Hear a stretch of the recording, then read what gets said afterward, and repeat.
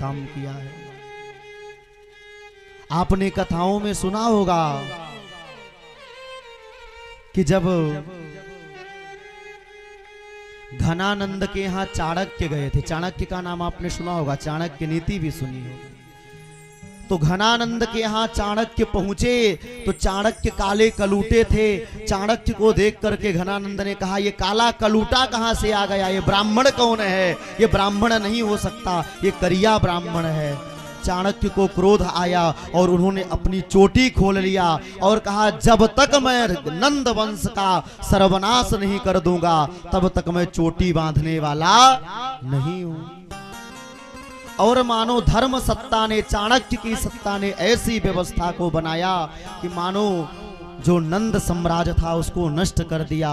और नंद साम्राज्य को अब नष्ट करने के बाद हुआ कि राजा कौन बने, तो राजा किसको बनाए कि ब्राह्मण तो राजा बन नहीं सकता, ब्राह्मण कभी राजा नहीं बन सकता। तो ब्राह्मणों ने राजा बना दिया किसको, घनानंद का संहार होने के बाद मानो चंद्रगुप्त मौर्य को राजा बनाया और वहीं से मौर्य साम्राज्य की शुरुआत है।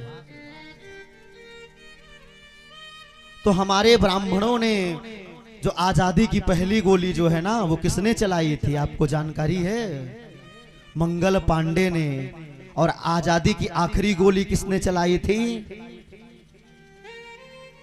प्रेम से बोलो ना एक बार, राधे राधे। तो मानो हमारे ब्राह्मणों ने, और ब्राह्मणों ने तो इतना बढ़िया कार्य किया है बंधुओं कि हमारे ब्राह्मण की तो बात छोड़ दो, जो ब्राह्मण की बेटियां हैं ना, कौन, महारानी लक्ष्मीबाई, वो अपने बेटे को पीठ पर बांध करके अंग्रेजों से लड़ गईं। हमारे यहाँ की माताओं ने भी जब धर्म पर संकट आया, राष्ट्र पर संकट आया, तो अपने बेटे को पीठ में बांध करके हमारे ब्राह्मण माताओं ने भी उस युद्ध की ज्वाला में कूद गईं। खूब लड़ी वह मर्दानी झांसी वाली रानी थी। उसने कहा, मैं अपनी झांसी किसी को नहीं दूंगी। और वो मर्दानी नहीं थी, वो तो वास्तव में जनानी थी। हो, मर्दानी तो बाद में थी। पुरुषार्थ का प्रतीक हमेशा मर्द से क्यों लिया जाता है कि मर्दानी, मर्द से क्यों उसको संबोधित किया जाता है? वो मर्दानी नहीं थी, मैं कहूंगा खूब लड़ी वह जनानी, वह तो झांसी वाली रानी थी।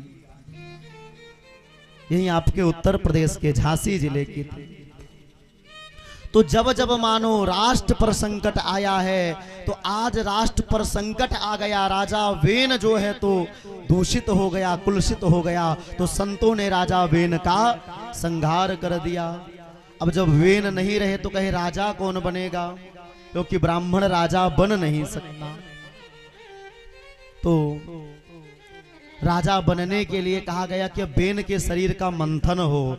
तो बेन के शरीर का जब मंथन होने लगा, जघन का मंथन हुआ, तो निषाद जन्म लिया गया। निषाद को तुष्ट कह करके बैठा दिया गया।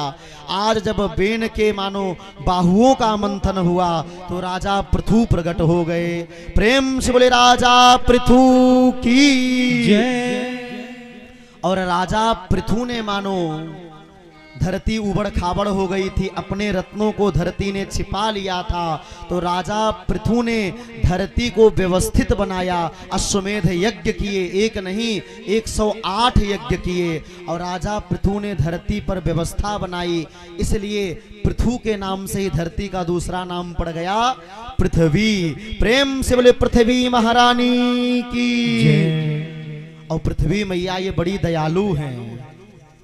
एक हमारी माता, एक गौ माता और एक पृथ्वी माता, तीन माता ये बड़ी दयालु हैं। अपना हृदय चीर करके तुमको भोजन देती है।